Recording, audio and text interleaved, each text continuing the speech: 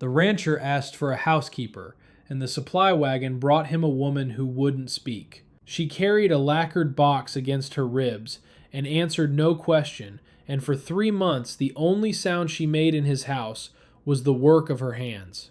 The town wrote her off as damaged goods he bought cheap, and the rancher let them, because he didn't yet know what the box held or why she had stopped talking. When a rattler put his boy in the dirt and the range said to cut the poison out with a knife, the woman who had not spoken in months said one thing that stopped his hand. Stay until the end to hear the one word she finally spoke, and drop your city in the comments so I can see how far this story travels. The Bar V sat 40 miles from anywhere that had a name, carved out of the grass and the grief in the eastern stretch of Montana Territory. Silas Vale had built it with his own hands and his wife's patience, and for 9 years it had been enough. Then it wasn't. The fever took Ruth in the second winter, quiet and fast, the way fever worked out where a doctor was 3 days away and a coffin was 2 planks and a borrowed saw. He buried her on the rise behind the corral where she used to watch the cattle come in, and he didn't cry at the grave because the boy was standing right there watching him, and a man with an 8-year-old at his knee couldn't afford to fall apart in front of him. 2 years on, the house still ran on the last things Ruth had set in place. Her rocking chair sat by the cold stove like she had just stood up from it. The boy ate his supper in silence, and Silas ate his standing at the counter, because sitting at the table meant sitting across from the empty chair. Nothing had moved since the funeral.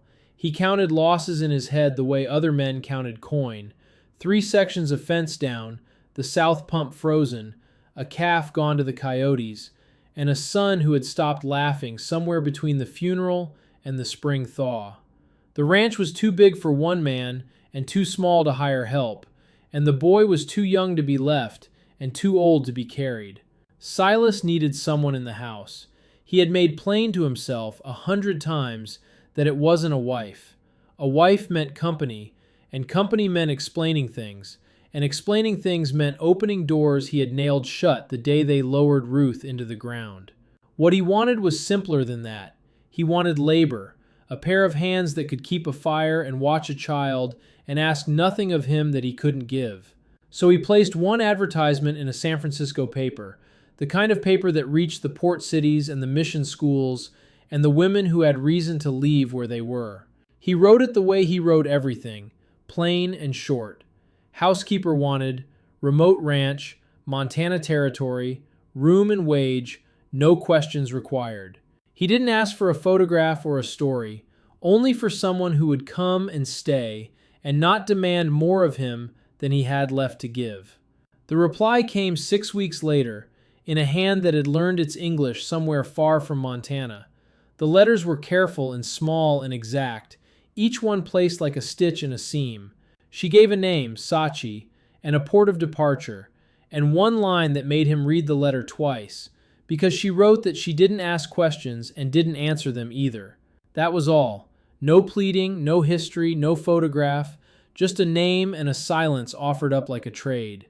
He sent back the fare and a date, and the name of the freighter that ran supplies to the Rusted Creek Landing.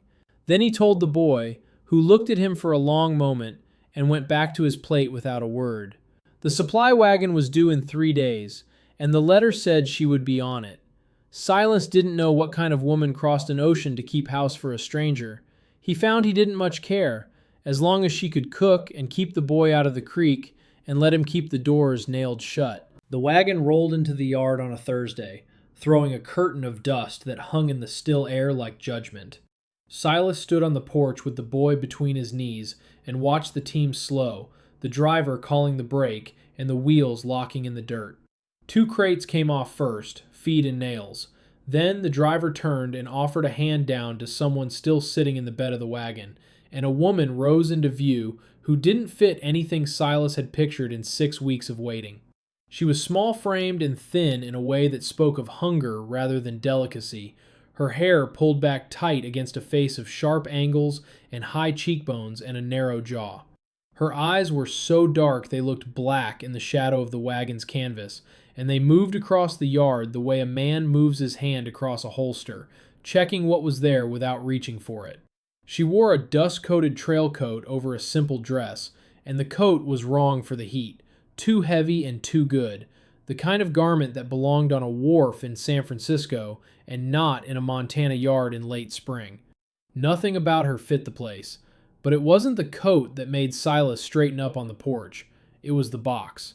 She held it pressed against her ribs with both hands, a lacquered wooden case the color of dried blood and old gold, small enough to carry and finished with a care that had no business existing in a place of split pine and sage and cattle dust. In this yard, the box was a piece of another world, and it sat in her arms the way a child sits in a mother's arms, held close and guarded and not for sale. She stepped down into the dirt and stood there, and she didn't greet him or give her name or look at the boy or the house or the range behind it, just stood holding the box and waiting for someone to tell her where to put it, and the waiting itself had a quality that Silas recognized without naming. The stillness had a weight to it. She wasn't afraid, wasn't shy, just the kind of still that comes only after a person has already decided that whatever happens next, it won't be worse than what came before. He had expected fear or chatter or the nervous smiling of a woman glad to be off a wagon. This wasn't any of those. He cleared his throat and jerked his head toward the door, and she walked past him into the house without a sound, the boy pressing back against the post to let her by. The room behind the kitchen was small and bare, a bed, a washstand, a window that looked out on the rise where Ruth was buried. Silas set her 2 crates inside the door and turned to leave, and when he turned back, she had already crossed to the cold stove. She set the box on the bed, careful, the way you set down something that might break a person if it broke, and didn't open it. At the stove, she knelt, and within a minute she had the draft open, and the kindling catching, and a heat climbing into the iron that said she had done this 1,000 times in 1,000 cold rooms. He watched her work for a moment longer than he meant to, and then he went back out to the porch because there was nothing to say. She had not asked him to. 3 weeks passed, and the house began to run on a rhythm that had not been there since Ruth died. Sachi cooked simple food, rice and beans and flatbread, and she cooked it well and without waste. She washed the clothes and beat the rugs and kept the boys' shirts mended, and she did all of it without a word, moving through the rooms like weather that had decided to be quiet. She never spoke. When she needed something, she pointed, or she simply did without, and Silas found after the first week that he had stopped waiting for her to speak and started reading her hands instead. The hands told him more than talk would have. One morning, the foreman, Tate, brought a greenbroke gelding into the yard, an animal that had been crow-hopping and pulling back on the halter for a week and had already laid open Tate's forearm with a hoof. Sachi was hanging washing on the line. She watched the horse fight the rope for a moment, and then she walked over and stood at its shoulder and pressed her palm flat against its neck, just below the mane, and she breathed with it. She didn't speak, didn't jerk or pull, just stood and held her hand steady, and inside 2 minutes the gelding dropped its head and stood, shaking but still, and Tate stared at her over the animal's back with his mouth open. Silas had not expected that, and neither had Tate. She mended tack the same way, like someone who had been taught that a thing done once and done right saves the doing of it twice. A torn cinch came back to Silas with stitching so fine he turned the leather over twice in the sun looking for the seam and couldn't find it. The stitches sat in the wax thread like writing, even and close, and he ran his thumb across them and felt nothing but smooth leather. He had never seen the like of it. He had owned ranches and broken horses and fought the weather for 9 years, and he had never seen a hand that could make a repair disappear into the thing it repaired.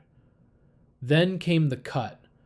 Silas caught his palm open on a strand of barbed wire out on the south fence, a deep slice across the heel of his hand that bled freely into the dirt. He came into the kitchen wrapping it in his bandana, meaning to pour whiskey on it and bind it up and get back to the fence before dark. Sachi took one look at it and took his wrist in her hand, and her grip wasn't strong, but it was certain, the grip of someone who had held worse. She cleaned the cut with water boiled and cooled, and she bound it with a fold torn from her own apron, and the binding sat on his hand the way a saddle sits on a horse that has been measured for it, close and even and meant to stay. The cut healed clean and fast, faster than any wire cut he had ever taken, and the skin came back without the proud flesh that usually followed. He noticed, but he didn't name it, because naming it would have meant admitting that her hands on a wound move the way a player's hands move on an instrument, with a sureness that doesn't come from books. He turned the bandage over in the lamplight and told himself she was just careful, and he almost believed it. Tate was less kind about it. He muttered over the evening fire that a woman who wouldn't talk was either simple in the head or hiding something, and a man who kept her out in the middle of nowhere was asking for the second one. Silas said nothing. He drank his coffee and watched the dark come down over the range, and he let the words sit between them like a stone neither man was ready to pick up. The trip to Rusted Creek came at the end of the month, when the supply list had grown too long to ignore. Silas loaded the wagon with the boy and Sachi and drove the 40 miles in a day, the sage giving way to the scatter of false front buildings that passed for a town. Rusted Creek existed because the creek did, and because the men who came to mine it had been too tired or too unlucky to go any further. It had 3 saloons, 2 stores, a smithy, and a marshal who looked the other way unless someone made him look. Sachi rode on the seat between Silas and the boy, the lacquered box in her lap, and the moment the wagon rolled onto the main street, the quiet found them. Heads turned the way heads turn in a place where nothing new ever comes that isn't trouble or freight. A woman on a Montana street drew stares in any season, and a Japanese woman drew something worse than stares. It drew the slow turning of men who had already decided what she was before she had set foot on the boards. She didn't look at any of them. She walked at Silas's shoulder into the general store with the boy holding the hem of her coat, and she stood at the counter while he gave the list. The shopkeeper, a man named Pruitt with a damp hand and an eye for weakness, took the order and short-weighted the flour and the salt and charged her double for the lamp oil. He did it while looking straight at her with the small smile of a man enjoying a thing he would never have to answer for. She paid, took what was given, counted it once in the cloth, and walked out without a sound. Silas watched her back through the door and felt something turn over in his chest that he had not felt since the day they buried Ruth. It was a protectiveness that wasn't soft but hard, the anger of a man watching a wrong he couldn't yet name and had not yet earned the right to correct. The wrong got a name in the street.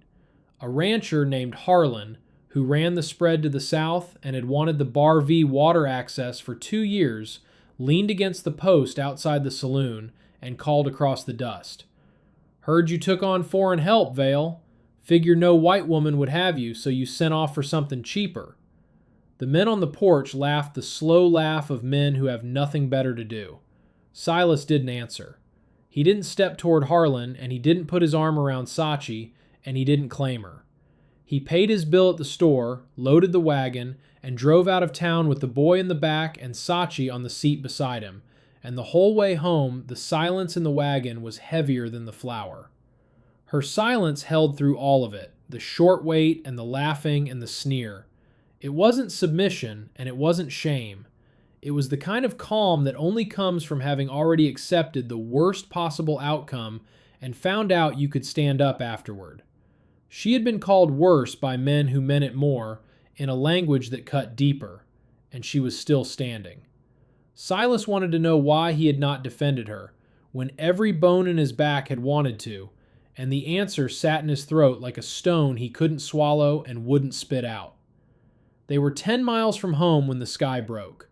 The spring storm came up out of the west in a wall of gray, the wind switching hard and the temperature dropping fast, and Silas turned the team toward the line shack on the upper pasture because there was no making the house before the rain hit. They reached the shack as the first sheets came down, and he got the team under the lean-to and the boy and the woman inside just as the world turned to water and noise. The shack was one room, a stove, a table, a cot, and a draft that came up through the floorboards. Emmett was cold and scared, the way an 8-year-old is scared when the sky turns mean, and the only grown man in the room is busy fighting the wet out of his coat. He pressed against the wall, and his face did the thing it did before it cried, the tightening that Silas had learned to dread more than the crying itself. Sachi crossed the room and sat beside the boy on the cot. She didn't touch him at first, she just sat, and after a moment she began to hum. The sound was low and steady, and it wasn't American, not a hymn and not a work song, something older that moved in steps the boy had never heard. Emmett stopped tightening. He stopped watching the door where the rain came in. He turned his head toward the sound and he listened, and the crying never came, and the storm beat against the walls, and the hum held the room together like a stitch in a tearing seam. Silas stood by the stove with his coat in his hands and watched, and something shifted in him that had not moved in 2 years. He understood then that her silence wasn't a lack, it was a decision. Somewhere in the life she wouldn't talk about, she had chosen to stop speaking, the way a man chooses to stop opening a door that only lets the cold in.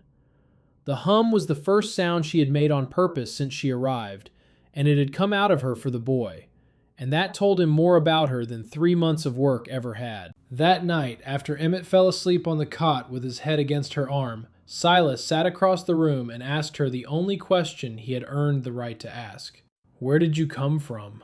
She didn't answer with words, but reached for the lacquered box on the floor beside her and opened it for the first time in his presence, and the candlelight fell inside. Rows of needles lay in a velvet groove so fine they caught no light at all, thinner than human hair and duller than silver, the tools of a trade he couldn't name. Beside them sat small paper packets of dried leaves and powdered root, bound with thread, and a folded paper covered in characters he couldn't read. She held the box open for the length of one breath, letting him look, and then she closed it again and set it back against her hip. She didn't explain. He didn't ask her to. The box held a whole life he wasn't owed, and she had shown him the inside of it the way you show a stranger a wound, briefly and without commentary, and then she covered it again. Something passed between them in that close, dark room that had not passed before. Not love, not even trust, but a recognition. Two people who had both learned what it cost to stand alone against a thing bigger than they were. The storm moved on before dawn, and they drove home in the clean, wet light, and the box stayed shut, and the crack in her silence closed behind them as quietly as it had opened. Spring turned, and the country dried, and the creek bed shrank to a trickle between warm rocks, and somewhere in the warming the boy and the woman became a thing that had no name in English. Emmett followed her the way a colt follows the herd, 2 steps behind and always turning to find her, and she let him come without fuss and without invitation, the way you let weather in when it has already decided to arrive. She taught him to fold paper. She tore a square from the wrapping of the rice sack, and her hands moved through a sequence of folds so quick and certain the paper seemed to change shape on its own, and when she opened her fingers, a small bird sat in her palm. Emmett took it and turned it over and laughed, the first laugh Silas had heard out of him in 2 years, and the sound broke something loose in the kitchen that had been frozen since the funeral. Then she folded another, and the boy lined them up on the windowsill like a flock waiting for the south. She taught him one word, quietly, on a morning when Silas was out on the South Range. She said it once and pointed to the bird, and the boy tried it back and got the sound wrong in the particular way children get sounds wrong, and she almost smiled. It wasn't a smile, it was the memory of one, the shadow a smile leaves on a face that has forgotten how to make the real thing, and Silas saw it when he came in for water, and it stopped him in the door longer than it should have. The house was no longer empty, and he had not asked for that. He had asked for a housekeeper, and what he had got was a woman who had given his son back the laugh the fever had taken, and the cost of that gift was that he couldn't lose her now without breaking the boy a second time. He understood the stake clearly on the nights he found the boy asleep against her arm on the porch, the lacquered box between them, the dark coming down over the range. The house ran on her now, and not on Ruth's last arrangements, and a man who had nailed his doors shut was going to have to decide whether to open one. Summer in that country is rattlesnake country. The rocks above the creek held the day's heat long after the sun went down, and the trickle at the bottom drew the cottontails, and the cottontails drew the rattlers. An 8-year-old who had been told twice to stay out of the rocks had the memory of an 8-year-old and the kingdom of a boy who had found a place that was his alone. Silas warned him, and Sachi watched him, and the boy went anyway, because the creek was cool, and the rocks were full of the kind of trouble a boy travels toward the way iron travels toward a magnet. It happens on a still afternoon when the heat sits on the range like a hand. Emmett is at the creek, turning rocks to find the crayfish that live in the cool dark under the stones. He doesn't hear the rattle until it's already moving. The sound comes first, a dry buzzing that rises out of the rock like a warning shot fired into the ground. The boy freezes, the way every instinct tells him to, and then the wrong instinct wins, and he steps back, and his boot catches the edge of the stone, and he goes down sideways, and the snake that was only defending the warm rock between them strikes. The fangs catch the calf of his left leg, twice, fast, and the boy screams once, and the sound carries up out of the creek bed and across the flat toward the south pasture where Silas is riding the fence. He hears it and doesn't stop to name what it is, just turns the horse and puts it into the ground-eating lope that eats the mile between him and the creek, and the second scream doesn't come, and the silence is worse. Sachi is closer. She has followed the boy at a distance every day since the day he first went down to the water, the way she follows everything she's given to keep, far enough back to let him be a boy, and close enough to come if the boy stops being one. The scream finds her already moving, the lacquered box under her arm. She reaches the creek bed not long after Silas throws himself out of the saddle and slides down the bank to where the boy is lying in the dirt, his legs swelling and his face white. 2 fang marks sat clear on the calf, and the leg was already discoloring below the knee, the flesh puffing tight and dark. Silas has seen one snake bite in his life, and the man who took it lost the arm to the infection that followed, because the frontier's answer to a rattler is the only answer it knows. It runs the same way every time. Tie it off above the bite, cut across over the marks with the knife, suck the poison out and spit it away. Heat the blade red in the fire and burn the wound shut, and pray the boy lives through the butchery and the fever that comes after. He pulls his knife and reaches for the boy's leg, and his hand is steady because it has to be, and shaking because everything under that hand is his whole life. Then a sound cuts across the creek bed that stops his hand the way a wall stops a horse. No! The word was low and clear, spoken by a woman who hadn't opened her mouth in 3 months. Her voice isn't loud and it isn't afraid. It carries the weight of someone who has stood in this exact place before and watched a body fail and known what to do about it. She doesn't ask his permission. She steps past him and kneels in the dirt beside the boy and takes the swollen leg in her 2 hands, and the knife stays in Silas's grip, unused, because something in the sound she made has overruled every frontier instinct he owns.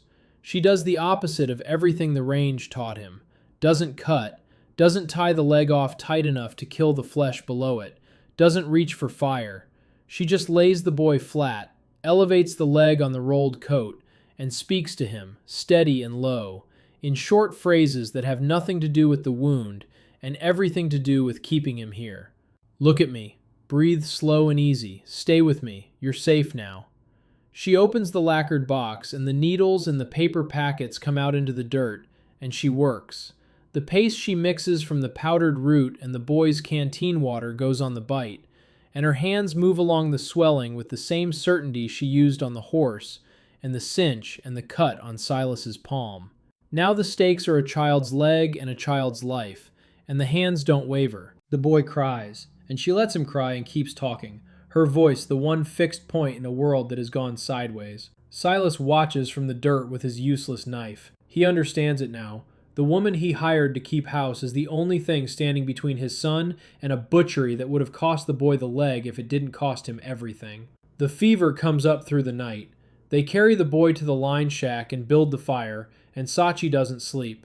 She sits beside the cot and works the swelling in turns, packing and binding and speaking to the boy whenever the fever tries to pull him under, her voice the rope she keeps throwing him back along. Silas sits against the wall and watches a woman he barely knows hold his son's life in hands the town called foreign, and the night is long and the fire is low and the boy's breathing is the only clock in the room. Dawn comes gray through the shack's one window. The swelling has stopped climbing. The leg is ugly and tight and bruised, but the discoloration hasn't crossed the knee, and the boy's breathing has evened. And when Sachi lays her palm flat against his forehead, the fever breaks under her hand and the sweat comes, and the boy opens his eyes and asks for water. Silas's throat closes around something he can't say, and the knife is still on the floor where he dropped it, and it stays there. She saved the boy without a blade and without fire, and without the amputation that the frontier's method so often ended in, and the cost of it was the voice she had kept shut for 3 months. She sits on the porch of the shack in the first light, and for the first time since she stepped off that wagon, she looks like a person who might cry. And Silas sits down beside her without a word, and lets the morning come up around them both. The boy mends through the week that follows, slow and sore and alive, and the mending of his leg is the smaller of the 2 recoveries in that house. Sachi begins to speak. Not chatter, never chatter, but words, used the way she uses the needles in her box, only when they will do work that silence can't do. Her past comes out in fragments across the evenings, earned by Silas's patience and not delivered in a speech. He doesn't press. He sits with his coffee and lets the quiet do its work. And when she's ready, a piece comes, and then another, the way a creek gives up its water one stone at a time. She was raised in Kyoto, in a district of narrow streets and paper walls, by a grandmother who kept the whole quarter alive with herbs and needles, and the old way of healing the Japanese call by a name Silas can't say and doesn't try to. It was an old trade. The grandmother had learned it from her own mother, and her mother from hers. A line of women who held the space between sickness and health for people who had no other wall to put between themselves and dying. Sachi was the last of that line, and the old woman taught her hands before she taught her words, because hands were what the work needed. Then the sickness came through the district, the fever that moved through a crowded quarter the way fire moves through dry grass. Her grandmother worked the sick house by house, night and day, until the sickness took her too, and the old woman died on the floor of a room that wasn't her own, with her needles still in her hand. Sachi kept working after the grandmother fell. She saved who she could, and she lost who she lost, and the losing was the heavier by far, and when it was over, the city that had raised her was emptier than the Montana range, and the silence she carried out of it wasn't weakness. It was grief that had no words in any language she knew, and so she chose to use none. She came to America because the mission school in Yokohama gave her a way out of a city that had taken everyone who taught her, and because she saw an advertisement from a man who asked only for someone who didn't ask questions. She was that person, had run out of questions and run out of anyone to answer them, and a remote ranch in a country she had never seen looked like exactly the kind of quiet a person goes looking for when the noise inside her has gotten too loud to carry. Silas listens to all of it the way he listens to weather, reading what it means for the work ahead. The shape was familiar. He lost Ruth to a fever in a house 3 days from a doctor, and he nearly lost his son to a rattler in a creek bed. And the woman across the table lost a whole district, and the woman who taught her to the same kind of sickness he couldn't fight. He recognizes the shape of her grief because it matches his own, 2 griefs cut from the same cloth. Telling her he understood would have been smaller than the knowing. So he keeps sitting with her in the evenings, while the words come a little easier each night, and the box stays shut, but the lid is no longer locked. No voice explains to him what the needles mean or what the herbs do. He learns it the way he learned everything about her, by watching what her hands did to the things they touched. The boy walks again, stiff and favored but whole, and the leg is his own, and the reason it's his own sat across from Silas at the table and didn't need to be told what a frontier doctor would have done wrong. By the time the boy was well enough to ride into town, the story had already gone ahead of them. Ranch hands talk the way water runs downhill, and the tale of the silent Japanese woman who stopped a rancher's knife and pulled his boy through a rattler bite with her bare hands had traveled the 40 miles to Rusted Creek in half the time the wagon could. Silas loaded the boy and Sachi and drove in on a Saturday, and the street was different. Emmett walked beside her, favored leg and all, alive in a town that had already divided his grave among its opinions. The men on the saloon porch watched him pass and didn't laugh, and Pruitt at the general store weighed the flour true this time and didn't smile while he did it. The boy took Sachi's hand on the boardwalk and she let him, and the small weight of that fact settled over the street like a verdict the town had not expected to reach. Harlan had not expected it either, and expecting was the part he couldn't abide. He came off the saloon porch with the slow walk of a man who has decided the order of the world is his to police, and he planted himself in the middle of the boardwalk in front of the wagon. "Heard your boy lived, Vale. Figure that's the foreign witch's doing, the one with the needles and the heathen remedies." He let it land, and then he went on, the way a man goes on when he has already decided how it ends. "No decent man lets a woman like that near a child. Send her back where she came from before she poisons more than a snake bite." He reached for Sachi, a big hand aimed at her arm, meaning to run her off the boards the way you run a dog off a porch. Silas moved between them. He didn't draw, and he didn't shout, and he didn't make a fist. He put his body in the path of the hand the way Sachi had put her voice in the path of the knife, and he spoke one sentence, flat and even, with the same controlled calm she had shown in the creek bed. "That's my daughter." The boardwalk went quiet.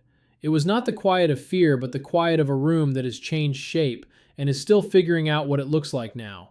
Harlan's hand hung in the air between them, and the rancher who had wanted the Bar V water for 2 years looked at Silas and at the boy holding the woman's hand and at the faces on the porch, and he let the hand drop. He stepped back, not because Silas had threatened him, but because the ground he was standing on was no longer the ground he had walked onto, and a man who can't feel the floor under him has nowhere to put his weight. Silas didn't watch him go. He turned back to the boy and the woman, and Emmett looked up at Sachi and said the words she had taught him, the one he still got wrong in the particular way children get things wrong. For the first time since she stepped off that wagon, she didn't look like someone waiting to be sent back to wherever she came from. She looked like someone who was home, and the lacquered box under her arm was no longer a piece of another world carried into the wrong place. It was where it belonged. On the porch at dusk, the boy asleep at her side, Sachi opened the lacquered box in the open air for the first time since Montana, and the needles caught the last of the light. Drop your city in the comments so I can see how far this story travels, and if it moved you, hit that like button